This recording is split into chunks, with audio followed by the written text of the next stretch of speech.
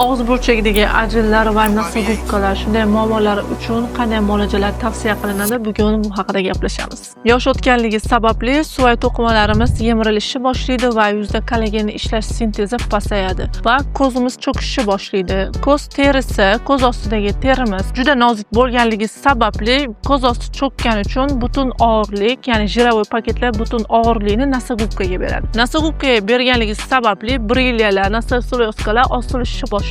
Bunday holatni oldini olish uchun oldingi videoda ham aytib o'tganman, full face filler muolajasini tavsiya qilganman. Nosogubkani filler muolajasi yordamida to'ldiramiz va bu muolaja sizda 8 oydan 1 yilgacha turib beradi.